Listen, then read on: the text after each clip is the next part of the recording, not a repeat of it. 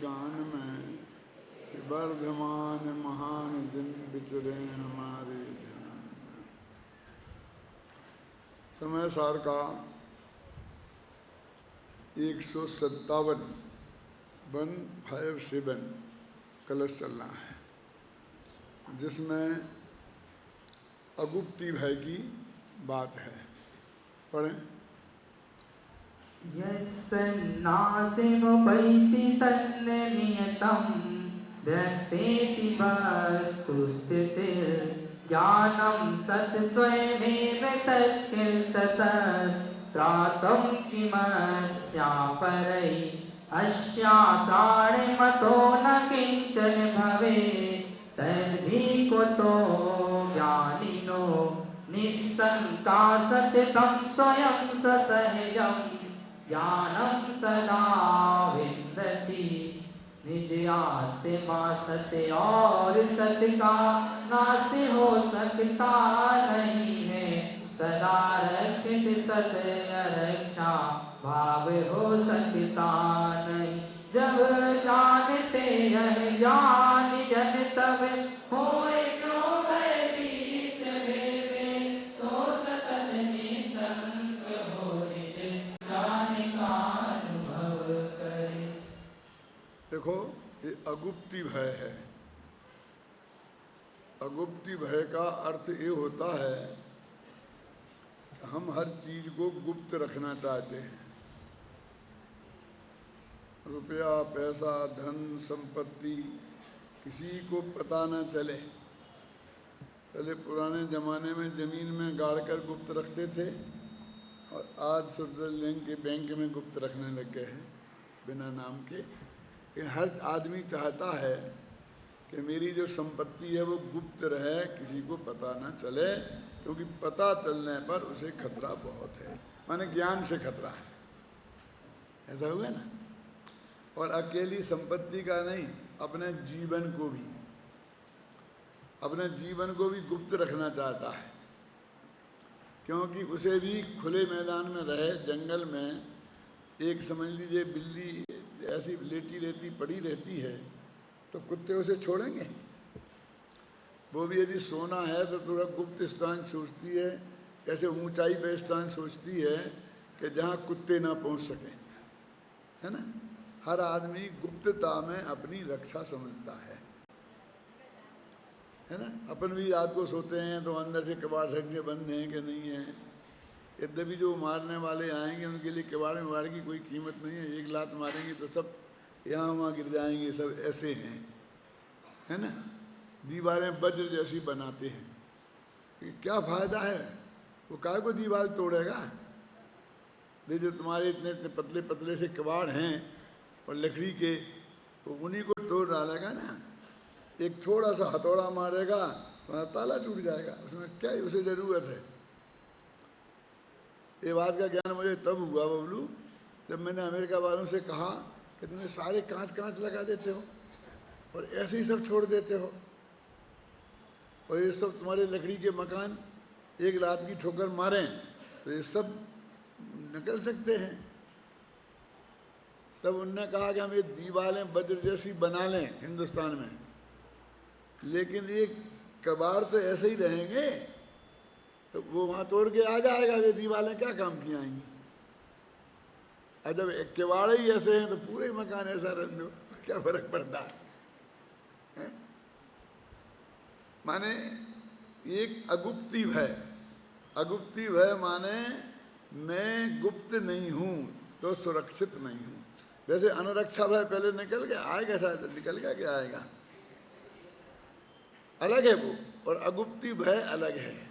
हर आदमी को अपनी रक्षा के लिए गुप्त रहना ये सबसे बड़ा उपाय दिखता है। ये सब आतंकवादी गुप्त रहते कि नहीं रहते हैं? वो सद्दाम हुसैन कहाँ मिला था?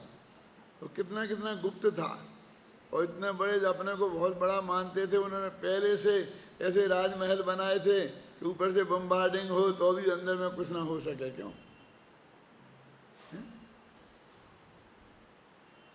और वो अभी एक नया गया, वो कहाँ, ये जो लेटरिन का वो पाइप होता है इतना बड़ा निकलते हैं जो, उस पाइप में घुस गया था।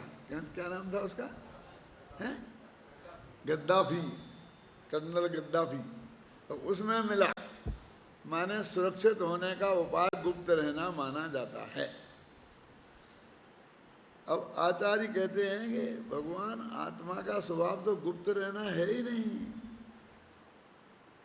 सारे जो ज्ञेय हैं वो किसी ना किसी ज्ञान के विषय बने, कोई जाने नहीं, इसी का नाम तो तुम गुप्ती कहते हो ना। क्यों? तो बोलो सर्वज्ञ भगवान के ज्ञान से क्या छिपा है? तो ये गुप्त वाली बात संभव ही नहीं है कि किसी के ज्ञान का ज्ञेय नहीं बने। तो ये जो अगुप्ती का भय है, माने मैं गुप्त नहीं हूं, इसका नाम अगुप्ती। तो अगुप्ती का भय निरंतर उसे बना रहता है कि मेरे पास ऐसा कोई सुरक्षित स्थान नहीं है कि जहां मेरा जीवन भी सुरक्षित हो और जहां मेरी धन संपत्ति भी सुरक्षित हो। तो देखो वो कहते हैं कि ये यत सन्नास मुपैति ना, कहते यत माने जो वस्तु, सन माने है। अब क्या सन माने आप क्या समझते हैं? सत शब्द का सन है, आगे नाश है ना, तो ता को ना हो जाता है। ये व्याकरण का एक नियम है कि आगे जो अक्षर आए तो पिछला अक्षर वो उसका वो कवर्ग होते हैं 5-5, पापा बाबा माँ ऐसा होता है ना, तो उसी का वो 5वां अक्षर हो जाता है। तो तत् नाश, तो फिर ता का 5वां अक्षर गया, ता था दाधा ना, तो तन नाश हो गया। ये व्याकरण का नियम है। क्या कि तत् का तन क्यों हो गया? क्योंकि वो आगे ना है तो पिछला ता ना हो जाएगा। तो वैयाकरणों ने बना दिया ये नियम, इसलिए होगा। वैयाकरण कहते हमने बनाया नहीं है, हमने तो जो होता है उसे जाना है और उसे व्यवस्थित रूप से लिख दिया है। होता क्या है कि तत् के बाद यदि नाश बोलो, और तत् का ता है हलंत, हलंत समझते हैं? वो नीचे ऐसा लगा रहता है ऐसा, तो वो हलंत है, उसमें हमें आधा समय लगाना है। जो अभी अभी हुआ था ना, उसमें हमें आधा समय लगाना है। तो आधा लगाएंगे तो नाश जल्दी बोलना पड़ेगा। तो तत् के बाद रुकेंगे तो नाश बोल सकते हैं, तो जल्दी बोलना पड़ेगा। तो तन्नाश, वो ना हो ही जाएगा उच्चारण में, क्योंकि जवान को इतना समय नहीं है कि वो तत् यहाँ अटके। वो ना की जगह जाना है उसे जल्दी, इसलिए वो ताकवे भी जगह ना की जगह चली जाएगी। यानी ये प्रकृति से निश्चित है। वैयाकरण तो ये कहते हैं हमने तो उसे व्यवस्थित बना के दान करके कि ऐसा हो जाता है, तो हमने ये बात लिख दी है, नियम बना दिया है। हमने कोई अपनी घर से नियम नहीं बनाया है, वस्तु के स्वभाव में ही ऐसा है। क्या कहते हैं? देखो यत सत, देखो यहाँ तो यत का ताई है, क्योंकि आगे सा है, उसी का 5वां अक्षर हो नहीं सकता। वो तो जो होए, तो कहते उस कवर्ग में है ही नहीं, 5 वर्गों में सा है ही नहीं। समझ गए ना? 5वां अक्षर होए कैसे? सा सा सा 3 ही है, और हा 4 ही है, 5वां अक्षर है ही नहीं। तो यत सत्य, जो सत है, ना सम उपेति ना तत्, वह नाश को प्राप्त नहीं होता। ये नियम है कि जो सत है वह नाश को प्राप्त नहीं होता है। क्या है? ये नियम है वस्तु का। बहुत सरल है। यत सत नासम न उपेय तत् नासम न उपेति। तन्ना है ना, तन्ना वही हो, तत् का ना हो गया, फिर यहाँ वहाँ नहीं हुआ था शुरू में यत की जगह तन्नासम, उसको नाश को प्राप्त नहीं होता है ना? क्या कहते हैं? व्यक्तेति वस्तु स्थिति, ये बात अत्यंत ये नियत है, नक्की है, और ये स्थिति बिल्कुल व्यक्त है, माने सारी दुनिया जानती है कि जो है उसका नाश नहीं हो सकता। अब नाश हो ही नहीं सकता है तो अब उसे छिपने की जरूरत क्या? क्या वो तो तुम्हारा रुपया पैसा है ना, और तुम्हें वो नाश हो जाएगा, कैसे नाश हो जाएगा? तो तुम्हें तो दूसरा ले गया तो तुम नाश मानते हो भले आदमी, वो रुपया तो सुरक्षित है, वो नोट भी सुरक्षित है, तो किसके पास रहा उससे नाश कहते हैं क्या? क्या तुमने नाश की गलत परिभाषा समझ ली? हमारे पास है, तुम्हारे पास चला गया तो तुम नाश मानने लगे। वो ये कहते हैं कि जो वस्तु है उसका कभी नाश नहीं हो सकता है। ज्ञानम सत, और ज्ञान सत है तो स्वयं एव, है ना, आ गया कहाँ का यश, तत् स्वयं एव तत् किल, वह निश्चित रूप से किसी दूसरे के द्वारा उसका नाश संभव नहीं है। जब हम ऐसा समझते हैं तो फिर हमें किसी प्रकार का भय कैसे हो सकता है? देखो, वो हिंदी में पढ़ो तो अच्छी तरह आ जाएगा। पढ़े, निज आत्मा सत, सुनो, अपना आत्मा सत है और सत का नाश हो सकता नहीं, ये नियम है। तो आत्मा का नाश तो हो ही नहीं सकता, और तुम तो आत्मा हो ना, फिर तुम्हें रक्षा भय कैसे हो सकता है? निज आत्मा सत्य और सत्य का नाश हो सकता नहीं है, सदा रक्षित सत्य अरक्षा भाव हो सकता नहीं। क्या मैं असुरक्षित हूँ, ये भाव कैसे हो सकता है? जिसने अपने आत्मा को सत्य माना और ये माना कि यही मैं हूँ, तो उसे ऐसा भय कैसे हो सकता है कि मेरा नाश न हो जाए? क्योंकि वो जिसको नाश मान रहा, जिसको निज मान रहा है, उसका तो नाश कभी होता ही नहीं। अब पर्याय के पलटने को तुम नाश मानते हो, तो कहते पर्याय में हूँ ही नहीं। ख्याल में है ना, पर्याय में हूँ ही नहीं, समझ में आए ना? तो कहते हैं देखो, आरक्षित भाव होने, जब जानते यह ज्ञानी जन, जब ज्ञानी जन ये बात जानते हैं तब वे क्यों भयभीत होंगे? वे तो निरंतर अपने ज्ञान का अपना में अपनापन का अनुभव करते हैं। हमें ना देखो, निरंतर अनुभव करते हैं। ये जो पद है ना, ये हर जगह ये बहुत मर्म है इसमें, और इसमें जो गुरुदेव ने और ज्ञानियों ने, जयचंद छाबड़ा ने, वो अगले छंद में उसका स्पष्टीकरण किया है, इसलिए मैं इस पे चर्चा अगले छंद में करूँगा। है तो ये सभी के अंत में कौन सा? निशंका सततम स्वयं सहजम ज्ञानम सदा बिंदती, कि उसको लिखा ना, सब जानते ये ज्ञान तब खोए क्यों भयभीत वे।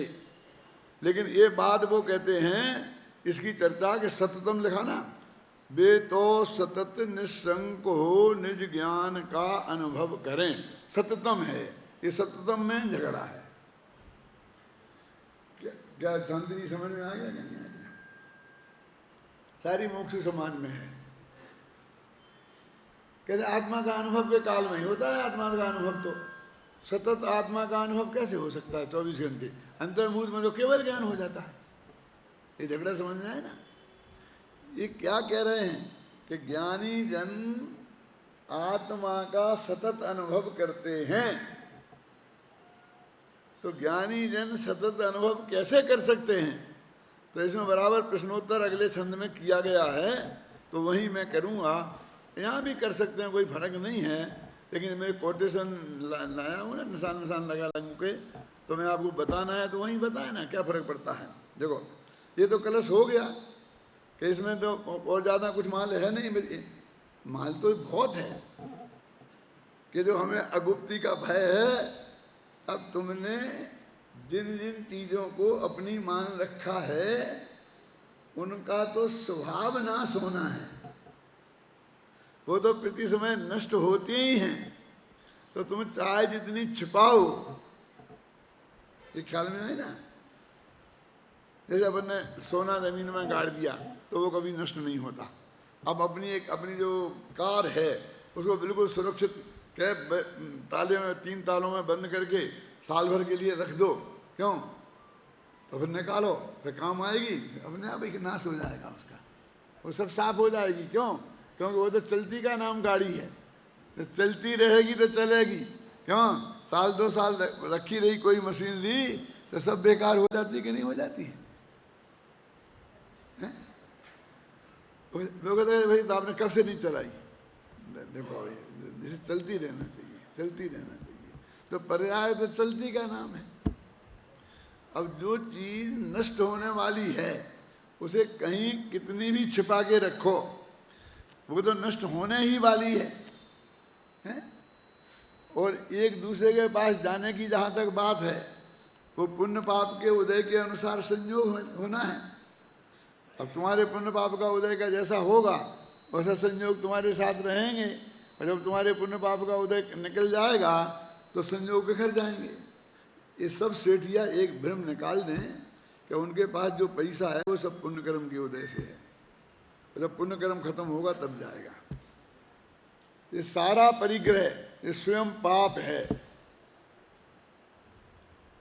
चाहे वो पुण्य कर्म के उदय से मिला हो चाहे पाप कर्म के उदय से मिला हो। और ये भले ही तो तुम पंडितों की बातें सुन सुनकर मेरे जैसे की नहीं और जगत में है कि पुण्य से पैसा मिलता है, तुमने ऐसा मान लिया है, लेकिन ऊपर ऊपर से बचाव के लिए मानते तो तुम ही ये हो कि पैसा पाप से मिलता है। What is the proof? क्या इसका प्रमाण है हमारे पास कि यदि तुम ये मानते हो कि पुण्य से मिलता है तो भाग के ऑफिस क्यों भागते हो, समय पे दुकानदार पे क्यों जाते हो, फिर वहाँ पर झूठ क्यों बोलते हो, फिर यहाँ पर छल कपट क्यों करते हो? ये सब पुण्य है कि पाप भाव हैं? तो तुम ये मानते हो ना कि साहब दादा ये नहीं करें, आज के ज़माने में तो हो नहीं सकता है, तो कमाई का तो आप समझते नहीं हो। मैंने कहा हाँ समझदार तो बेटा तुम ही हुए पैदा, हम तो कुछ समझते नहीं हैं। क्यों? ये सारा जगत दौड़ दौड़ के पुण्य भाव को छोड़ छोड़ कर, क्यों बोलो सुरेश जी, क्यों भागते हैं बताओ मुझे? दुकान पे बैठ के कमाई करना न्याय पूर्वक भी पुण्य भाव है कि पाप भाव? अन्याय पूर्वक तो महापाप है कि जोड़ तो परिग्रह रहे, चाहे न्याय से जोड़ो चाहे अन्याय से जोड़ो। क्या जो इकट्ठा किया वो क्या है ये नक्की करो। देखो जिन पंडितों से तुमने सुन रखा है ना, उन पंडितों से सही बात तुम्हें सुनने को नहीं मिलेगी, क्योंकि तुम्हें तो चढ़ बेटा सूली पे भला करे भगवान सेठ जी मक्खन मक्खन लगाकर, और तुम्हें खुश करना है क्योंकि उसका उल्लू सीधा हो जाए। ये तो गुरुदेव जैसा महाप्रतापी है, उसके बस की बात है। काई नदी धूल छे मिट्टी छे, रोजाना के प्रवचन में आएगा, उनके रोजाना के एक दिन भी नहीं। इतना दान दे दिया तो क्या हो गया, उसे कुछ होता नहीं है क्या? नहीं बोलते कि नहीं बोलते? साहब जोड़े तो भी नहीं होता कुछ, दे देवे तो भी कुछ नहीं होता। तू कौन होता है जोड़ने वाला, तू कौन होता है देने वाला? वो जिस का जैसा प्रणमन होना है अनादि से नक्की है, अनंत काल तक की सब बातें हैं ना, तू तो व्यर्थ में ही ये करता है। तो ये सब लोग चक्रवर्ती कोई दुकान खोल के बने हैं, अरबपति भी लोग दुकान खोल के बने हैं, बोला। एक बच्चा पैदा होता है बिल्कुल गरीब के घर में, है ना, खाने की व्यवस्था नहीं है, कुछ भी नहीं है, पहले से 4 बच्चे बैठे हैं, अब 5वां पैदा हो गया है। माँ बाप रोते हैं क्या करेंगे इसे, कैसे पालेंगे, कैसे पढ़ाएंगे लिखाएंगे, हैं? वो 2-4 साल का होता है, वो एक कोई अरबपति आता है कि मुझे एक बच्चा गोद लेना है और मुझे ये बच्चा जच गया। क्यों बोले जाना? क्यों बोलिए? वो उसने कौन सी दुकान खोली, उसने कौन सा बिजनेस किया है, उसने कौन सा पाप भाव किया? बोलिए। आ गया, शादी फाड़ के आ जाता है कि नहीं आ जाता है, बन जाता है। अरे साहब उसे मुफ्त में मिल गया, मुफ्त में मिल गया, मुफ्त में मिल गया। क्यों? यदि वो 5 साल पहले उसके पुण्य का उदय आ जाता और वे ऐसे ही माँ बाप के उसी के घर में पैदा हो गया होता वो, तो तुम्हें ऐसा नहीं लगता कि मुफ्त का मिल गया, फिर तो उसके बाप का है। और 5 साल बाद उदय आया तो तुम्हें ऐसा लगता है कि उसे मुफ्त में मिल गया। उसके पुण्य पाप के उदय के बिना कुछ नहीं हुआ है। ये संयोग तुम्हारे हाथ में बिल्कुल नहीं है, ये 100% सच है। अब वो कहते हैं तुम्हें निर्भय होना है ना, तो एक त्रिकाली ध्रुव में हूं, इसका सतत अनुभव करो। क्या अंतर्मुक्ता करेंगे तो केवल ज्ञान हो जाएगा। तो क्या डरे, हो जान दो ना केवल ज्ञान को, तुम्हें क्या तकलीफ है। लेकिन एक ऐसा भी सतत अनुभव होता है, घबराओ मत, केवल ज्ञान नहीं होगा और आत्मा सतत अनुभव करेगा। ये बात मैंने रहस्यपूर्ण की चिट्ठी में बहुत विस्तार से लिखी है और आज मुझे गुरुदेव के उनमें मिल गई है, क्योंकि वहाँ पर मुझे गुरुदेव के कोटेशन मैंने दिए हैं। फिर भी जितने सशक्त कोटेशन आज हैं मेरे पास, उतने मुझे पहले नहीं मिले थे, नहीं तो मैं डालता कि वो भी जो मैंने वहाँ लिखा है कि 2 अनुभव 2 प्रकार का होता है।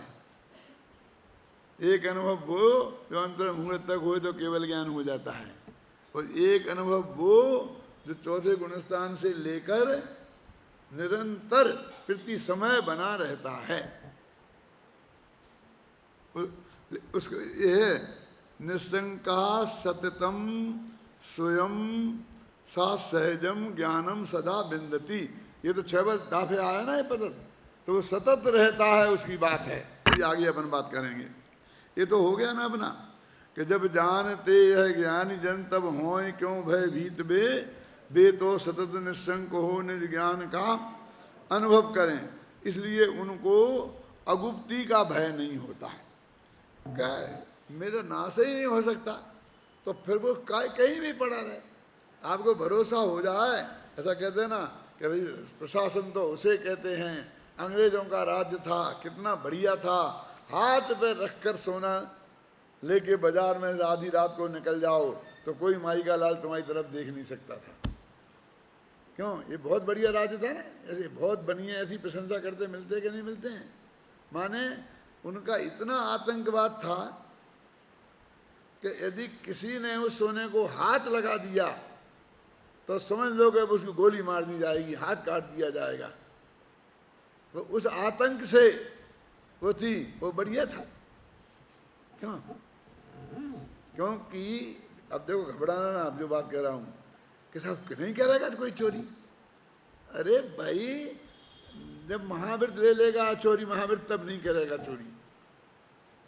जब तक ना अचोरी महावीर है, समझाना समझना, ना अचोरी अनवृत है और सम्यक दृष्टि भी हो, तब तक चोरी करेगा, घबराना नहीं, चोरी करेगा। वो अनंतान बंदी से होने वाली चोरी नहीं करेगा। यदि नहीं करेगा तो अचोरी महाव्रत क्यों नहीं लेता? समझ गए ना आपकी में? हम ब्रह्मचारी हैं, ब्रह्मचारी है, तुम ब्रह्मचारी हो, तो ब्रह्मचारी महाव्रत क्यों नहीं लेते?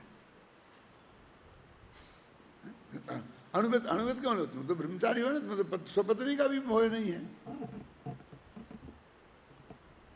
तुम सबने, फिर तुम क्या, तुम तो महाव्रत लो ना। ना अणुव्रत है, ना महाव्रत है, ना अव्रत है। क्यों? कुछ नहीं है, बस अगले ब्रह्मचारी हैं। फिर तो अटल बिहारी वाजपेयी भी ब्रह्मचारी था, कृष्ण मेनन भी ब्रह्मचारी था, और जिन भागों की शादी नहीं होगी वे सब ब्रह्मचारी ही हैं। कि नहीं सचमुच ब्रह्मचारी रहे जीवन भर। अरे नहीं रहते तो जेल में होते ना। किसी की माँ बहन को छेड़ा होता तो टांग नहीं टूट गई होती। सुरक्षित रहना है कि नहीं, इसलिए है, उसमें क्या दम है। देखो ये कहते हैं, देखो अब अगला कलश पढ़ो भाई, उसमें अपन बहुत बात करनी है ना अपन को। चलो स्वरूपं किल वस्तु नोऽस्ति परमा बुद्धि स्वरूपेण छत्ता मोहि पराप्रवेष्टुं कृतं ज्ञानं स्वरूपं च नो अस्या भुक्तिरतो न काचन भवेत् तर्हि कुतो ज्ञानिनो निःशङ्का सततं स्वयं ससहजं ज्ञानं सदा विन्दति तो पीछा कर, हाँ कोई किसी का तुझे करे यह बात संभव है नहीं सब है सुरक्षित स्वयं में मुक्ति का भय है नहीं जब जानते यह ज्ञानी जन तब होए क्यों भयभीत वे तो सतत निसंक हो निज ज्ञान का अनुभव करे। पिछला कलश था वो आरक्षा भय का था और एक कलश है अगुप्ती भय का। लगभग दोनों एक से ही हैं और मेरे दिमाग में जो अगुप्ती का वाला घूम रहा था ना बहुत तेजी से, इसलिए वो आरक्षा भय की बात करते करते अगुप्ती भय की चर्चा ज़्यादा हो गई।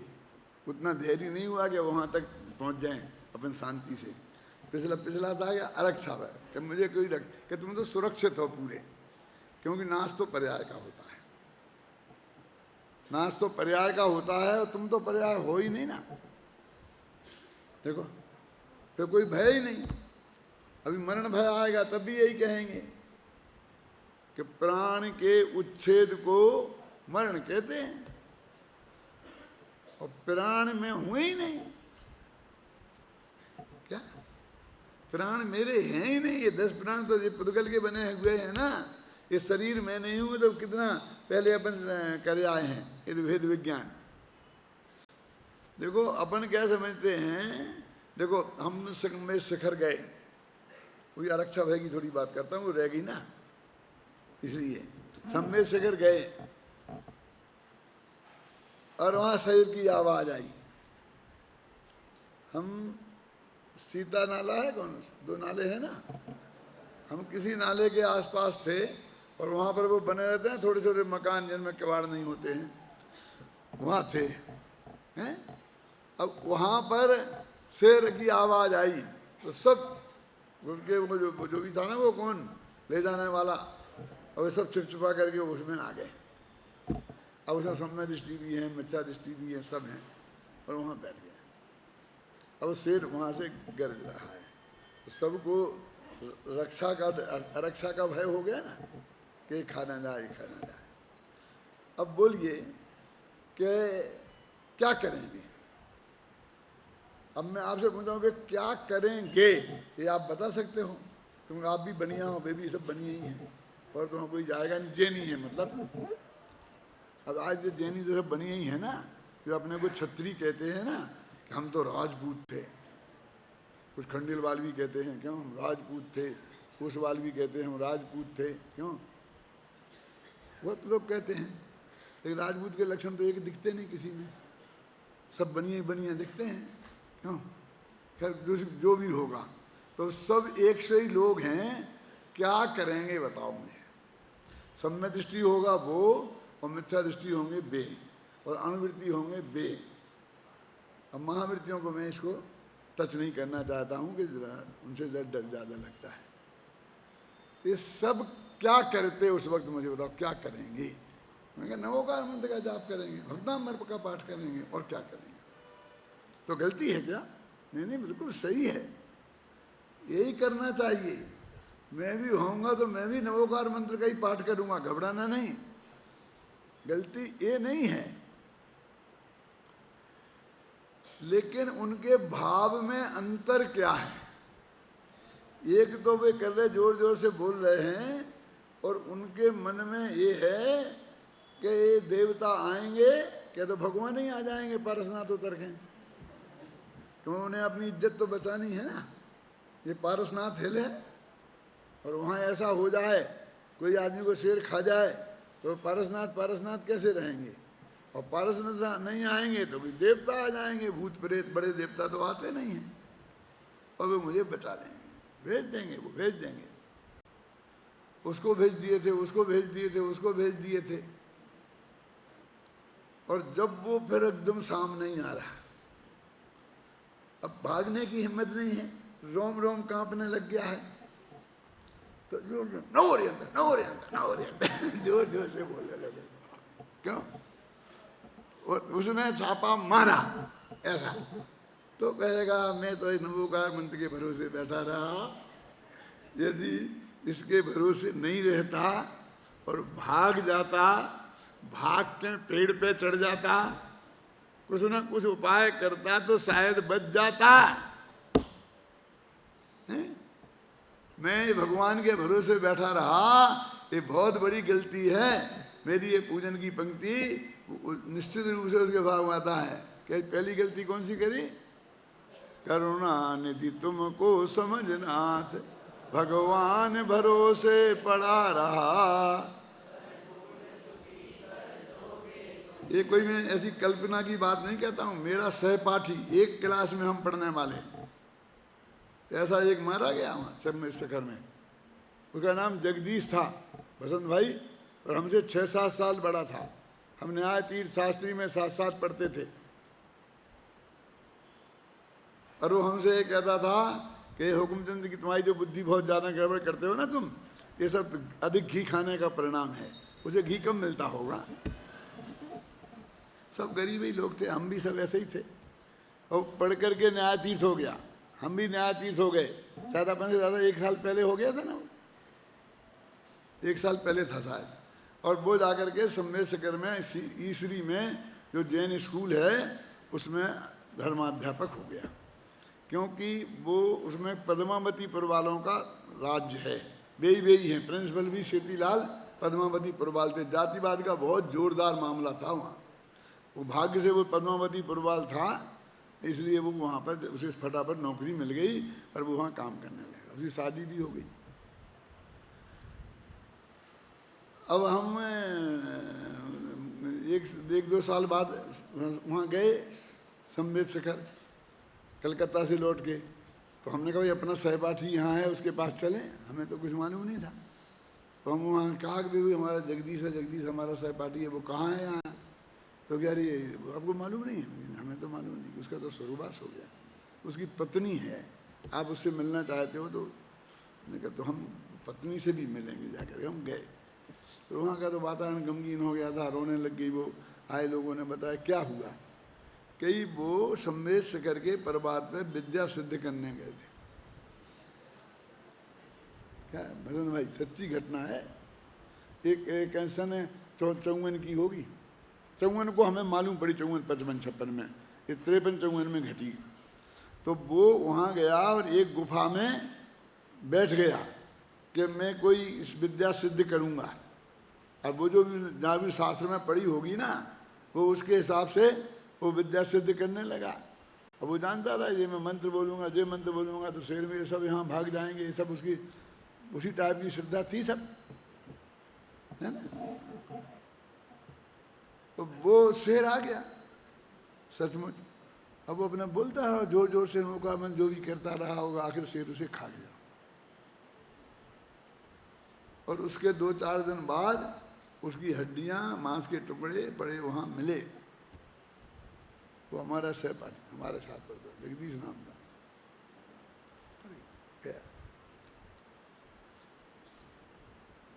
अभी अपना जो शेर आया है ना, अपन सब लोग बैठे, वो बोले इतने पास तक आया, अभी आक्रमण नहीं किया, घबराना नहीं। मैं तो सिर्फ हम अपने मन की स्थिति बताना चाहते हैं, इसलिए कह रहा हूँ। उसका उदाहरण तो मैंने इसलिए दिया कि ऐसी घटनाएं असंभव नहीं है, मेरी कल्पना लोग में से नहीं उपजी हैं, मैंने आंखों से देखा, ऐसी उपजी हैं, ख्याल में है ना। तो वो क्या हुआ करेगा कि मैं भी नमोकार मंत्र पढ़ूंगा, मैं होऊंगा तो सब पढ़ेंगे। तो वे तो इस भरोसे में नमस्कार मंत्र पढ़ेंगे कि भगवान आएंगे तो बता ही लेंगे, देवता आएंगे, कुछ भी ना कुछ होगा, कुछ ना कुछ चमत्कार होगा, सम्मेद शिखर है आखिर, और नमोकार मंत्र है, भक्तामृत है, वो होगा कुछ ना कुछ। और जब उसको मन में आया तो उसको अरे बहुत बड़ी गलती हो गई कि मैं उसकी श्रद्धा मरने के पहले ही खंडित हो जाएगी। क्योंकि अंधश्रद्धा थी, वैसा होना ही नहीं था। अब वो जो सम्यक दृष्टि वहाँ है, वो भी नमोकार मंत्र पढ़ रहा था, लेकिन उसका नमोकार मंत्र पढ़ने का आसार क्या था कि देखो जो होना है वो ही होगा। यदि आज मेरी मृत्यु होनी है और इसी निमित्त से होनी है तो वो होकर रहेगी, और यदि मेरी मृत्यु का काल नहीं आया है तो दुनिया की कोई ताकत मुझे मार नहीं सकती। ये श्रद्धा के आधार पर वो बिल्कुल शांत है। ऐसा नहीं कि मैं बच ही जाऊंगा, आ जाऊंगा, ये नहीं। जो होना है उस पर बस वो तो अड़ा है। और तो फिर तुमने नमोकार मंत्र काहे को पढ़ रहा है? वैसे ही बैठो ना आराम से कि मेरे भय कसाय है, अनंतानुबंधी तो नहीं है, लेकिन अप्रत्याख्यानावरण, प्रत्याख्यानावरण, संजुलन, ये सब इसलिए बोल रहा हूँ कि यदि वो चौथे गुणस्थान वाला है तो 3 कसाय हैं, 5वें वाला है तो 2 हैं, और 6वें वाला है तो 1 है ना। भय कसाय मौजूद है, 8वें गुणस्थान में जाती है शायद। कौन से, कहाँ तक रहती भैया? 9वें तक रहती है ये भय कसाय, आप समझ लीजिए। अब वो है तो उसके हिसाब से हमारे चित्त में जो आकुलता होती है, घबराहट होती है ना, तो हम जो पढ़ रहे हैं नमोकार मंत्र, अपने उस चित्त की आकुलता कम करने को पढ़ रहे हैं। हमें कोई वो आके हमें बचा लेगा इस हिसाब से नहीं पढ़ रहे। आप समझिए ना, हम किसी पे भी संकट आएगा तो वो भी जो आप कर रहे वो ही करेगा कि शास्त्र में लिखा है तो हम भी करेंगे ना। हम कह रहे हैं शास्त्र में लिखा है, काय के लिए कि उसमें जो चित्त में चंचलता होती है, वो चित्त की चंचलता को रोक कर शांति से हम बैठे रह सकें। तो हमको भय नाम का जो शेर है उससे बचने के लिए हम कोशिश कर रहे हैं, वो उस शेर से नहीं, वो हमारे अंदर ही का है ना। क्या कि मैं तो त्रिकाली ध्रुव हूं, आज मरना हो मर जाऊंगा, नहीं मरना नहीं मर जाऊंगा। और इससे बढ़िया जगह कहाँ मिलेगी मरने की? मरना ही है कहीं तो समय शकर में मर रहे, बढ़िया है, शांति से अपने आत्मा का ध्यान करो। ऐसा विचार करेगा, आत्मा में उपयोग इससे नहीं होगा तो भगवान को याद करेगा, क्योंकि ज्ञानी की परिणति 2 ही जगह जाती है। जैसे सती का नियम है कि या तो पति के घर में रहेगी या वो पिता के घर में रहेगी, पता ना, तीसरी जगह तो वो जाएगी नहीं। तो आत्मा में रहेगा उपयोग या परमात्मा में रहेगा। परमात्मा माने नमोकार मंत्र। इसलिए बाहर के आचरण में आपको कोई फर्क दिखाई नहीं देगा, और वहीं में से वो शेर सबको खाएगा, और कुछ लोग स्वर्ग चले जाएंगे, कुछ लोग नरक चले जाएंगे। और सब एक ही कर रहे थे, नमोकार मंत्र पढ़ रहे थे। क्यों था? क्यों? क्योंकि वो तो सम्यक दृष्टि है, उसे तो नरकायु का बंध हो ही नहीं सकता, त्रंतायु का बंध हो ही नहीं सकता। और 2 ही रहेंगे, मनुष्य और देवायु। तो मनुष्य मर के मनुष्य बहुत कम होते हैं, बहुत फ्रांस का रेयर हैं। देवई है, एक उपाय देवई गति में जाना है और कुछ नहीं है। और वो तो भवनत्तर में भी नहीं जाएगा, वो तो ऊपर जाएगा वैमानिक में, क्योंकि सम्यक दृष्टि है। तो बाण भवन षण नारी और थावर विकलत त्रय में पशु में नहीं उपजत सम्यकधारी, ये नियम है। तो उसको आरक्षा भय नहीं होता। क्यों?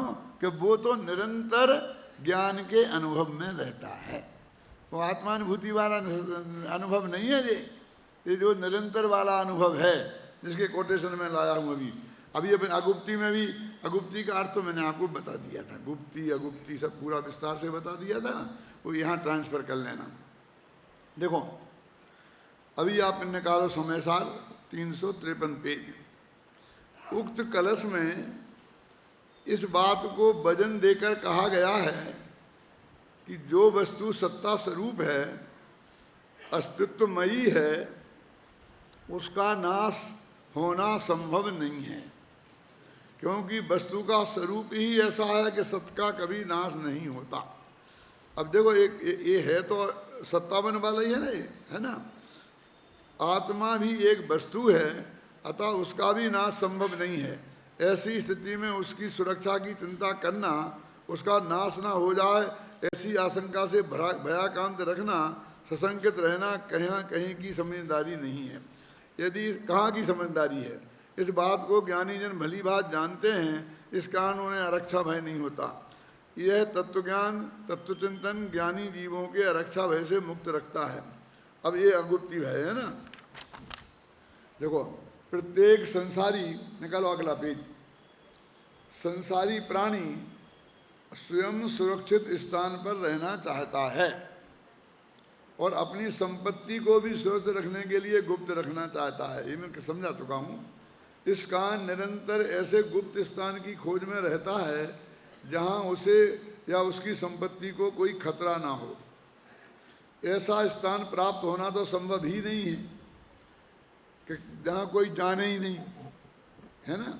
यदि कहीं कोई स्थान अपेक्षाकृत सुरक्षित मिल भी जाए तो भी वहाँ कोई प्रवेश न कर जाए, इस बात का भय सदा बना रहता है। हमने बहुत सुरक्षित जगह खोज ली तो फिर भी कोई ना कोई आना आ जाए, कोई ना कोई आना जाए। इस प्रकार अज्ञानी प्राणी निरंतर अगुप्ती भय से पीड़ित रहते हैं। जो विश्व में अपने को सबसे बड़ा मानते थे, वे कौन से थे, वो अपने ओबामा नहीं, कौन, ओसामा। आखिर वो कितने डरे हुए रहते थे। किंतु सम्यक दृष्टि ज्ञानी जीव यह अच्छी तरह जानते हैं कि प्रत्येक वस्तु में नास्तित्व नाम का एक गुण है, शक्ति है, जिसका कार्य ही यह है कि स्ववस्तु में परवस्तु का प्रवेश ही न हो। आत्मा भी एक वस्तु है, उसमें भी आज तक न पर का प्रवेश ही हुआ है और न कभी होगा ही। इस कारण वह परम गुप्त है, यही परम गुप्त है, बिल्कुल खुले मैदान में। उसे अन्य किसी गुप्त स्थान की आवश्यकता ही नहीं है, वह स्वयं ही ज्ञानानंद स्वरूप अभेद्य किला है। इस प्रकार का चिंतन और पक्के निर्णय के कारण ज्ञानी जीवों को अगुप्ती भय नहीं होता। अब निकालो ये किताब आप अपनी, पेज नंबर 301 है ना। अगुप्ती भय का स्वरूप स्पष्ट करते हुए भावार्थ में पंडित जयचंद जी छाबड़ा लिखते हैं, ख्याल में ना। देखो ये जो इनने लिखी है वो अपने भी वो लिख सकते थे ऐसी भाषा में, लेकिन और उसको प्रमाणिकता आपके ज्ञान में आ जाए इसके लिए उनका कोटेशन दिया है, क्योंकि ऐसी कोई जरूरी नहीं है अनिवार्य। अगर हम सब साथ पढ़ के ही तो लिखते हैं ना उत्तम जी, तो कोई कहे तुमने ये तो वहाँ लिखी थी, तुमने क्यों लिख दी। अरे भैया हमने जो लिखी है वो सब ज्ञानी गुरुओं से और शास्त्रों से पढ़ के ही तो लिखा है। हम ये कहाँ दावा करते हैं कि ये हमने ना किसी से नहीं सुना, किसी से नहीं पढ़ा, कहीं नहीं देखा और वहाँ से लिखा है। तो ये समस्या खड़ी हुई थी। जो हमारे गाइड थे ना पीएचडी के, वो डॉक्टर देवेंद्र कुमार, वो भी बहुत विचित्र आदमी थे। कुछ लोग तो उन्हें सनकी भी कहते थे, लेकिन बहुत उच्च कोटि के विद्वान थे हिंदी साहित्य के। तो वे मेरे से बार बार कहते थे कि ये तुमने टोडरमल जी के नाम से लिखा है, टोडरमल जी का कि सैद्धांतिक दर्शन लगा 4था अध्याय में, कि ये तो सब जैन दर्शन है, इनमें टोडरमल जी का क्या है, ये तो भगवान महावीर की वाणी है। तो महावीर पर शोध करो तो ये बता सकते हो तुम टोडरमल का दर्शन, भाषा अपने ना, भाषा का 5वां अध्याय, दर्शन का इतना अध्याय, ये सब अपन ने लिखे, दर्शन शास्त्र 100 पेज लिखे उसमें टोडरमल जी के दर्शन में। तो वो बिल्कुल ये मेरे नहीं, हम नहीं मानेंगे नहीं, ले जाओ। तो मैं उन्हें समझाता तो मालूम छूटते ही क्या कहते, ए मिस्टर भारल, मैं तुम्हारा श्रोता नहीं हूँ, तुम उदाहरण देके समझाते हो मुझे, मैं तुम्हारा स्टूडेंट नहीं हूँ, मैं तुम्हारा गुरु हूँ। सीधा सच्चा बोलो फटाफट 1 मिनट में।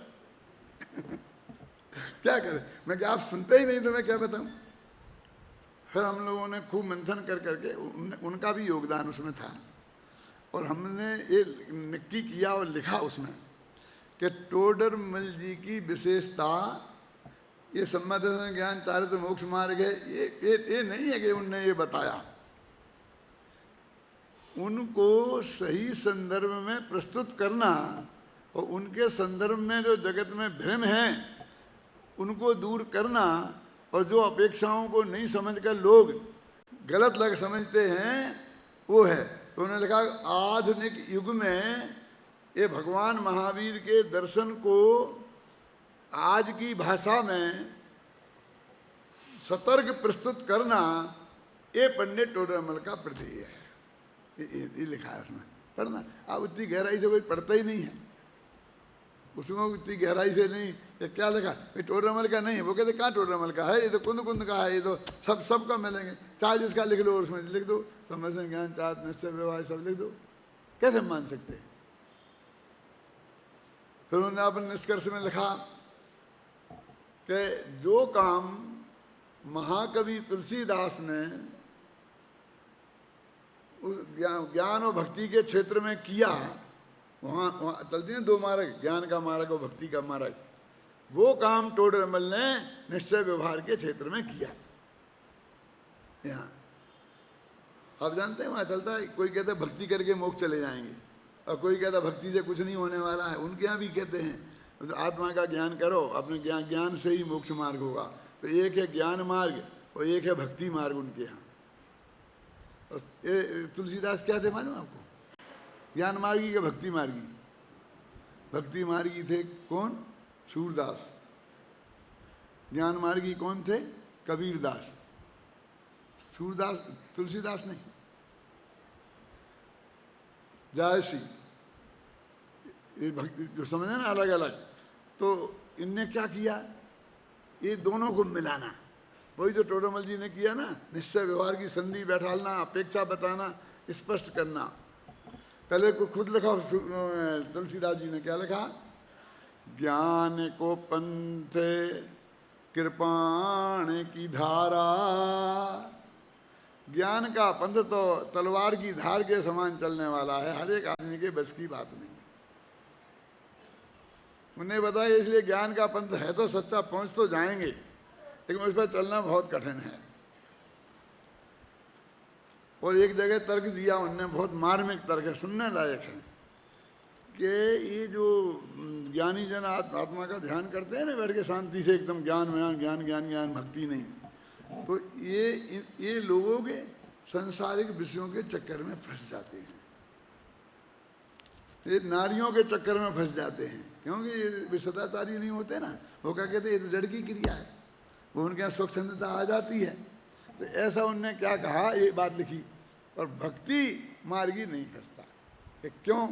देखो मर्म सुनो, कि एक नियम है कि एक नारी उस आदमी के पास नहीं जाती है, उस पर डोरे नहीं डालती है जिसके पास दूसरी नारी बैठी हो। समझ में है ना आपकी?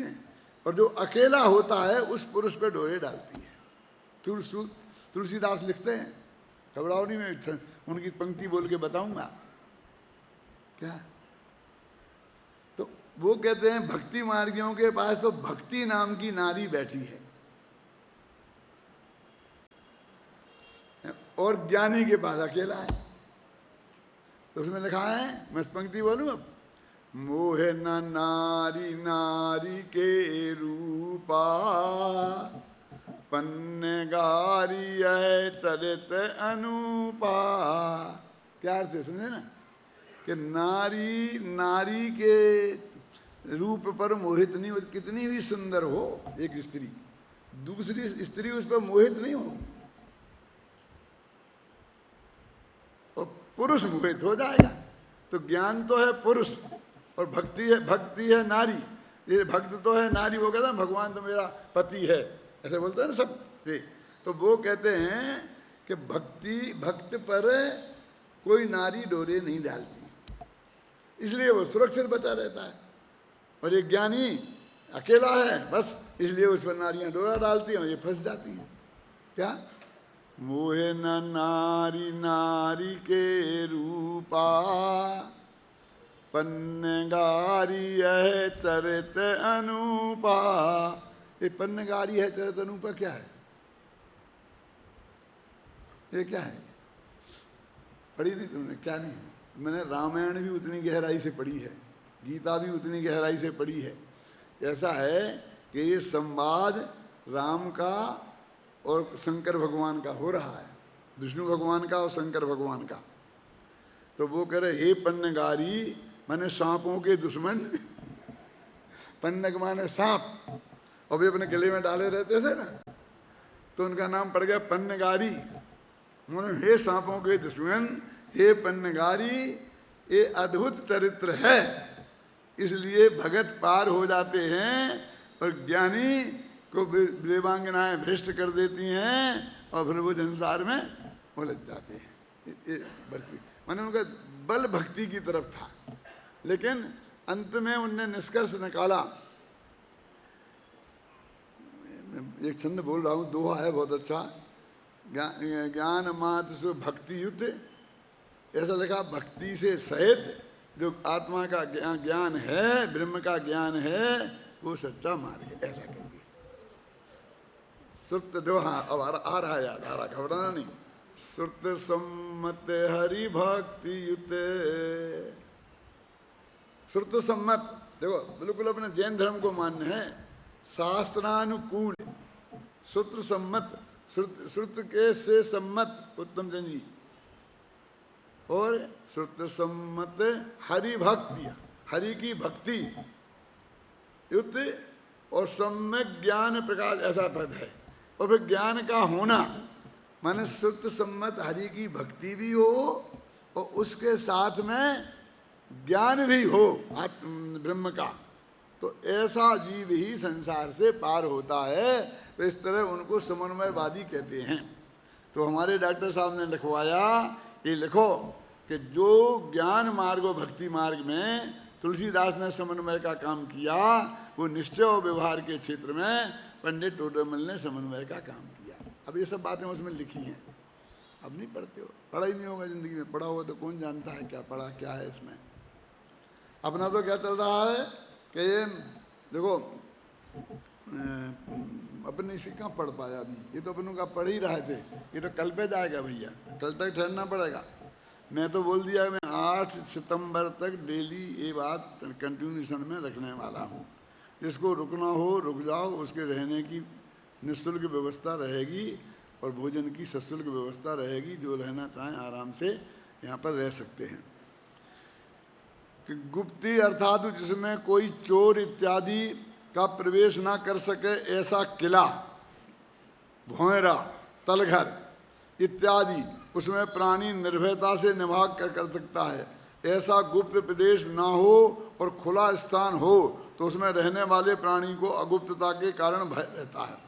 ज्ञानी जानता है कि वस्तु के निस्वरूप में कोई दूसरा प्रवेश नहीं कर सकता, इसलिए वस्तु का स्वरूप ही वस्तु की परम गुप्ती अर्थात अभेद्य किला है। पुरुष का अर्थात आत्मा का स्वरूप ज्ञान है। उस ज्ञान स्वरूप में रहा हुआ आत्मा गुप्त है, क्योंकि ज्ञान स्वरूप में कोई दूसरा प्रवेश नहीं कर सकता। ऐसा जानने वाले ज्ञानी को अगुप्तता का भय कहाँ से हो सकता है? वह तो निस्संक बरतता हुआ अपने स्वाभाविक ज्ञान स्वरूप का निरंतर अनुभव करता है। और इसके बाद बनारसी दास का छंद है और उसके बाद गुरुदेव श्री का कोटेशन है, और उन कोटेशनों में अपन कल पढ़ेंगे। ये गुरुदेव श्री के कोटेशन के वो सतत अनुभव के मामले में उनका क्या कहना है। चलो हो गया।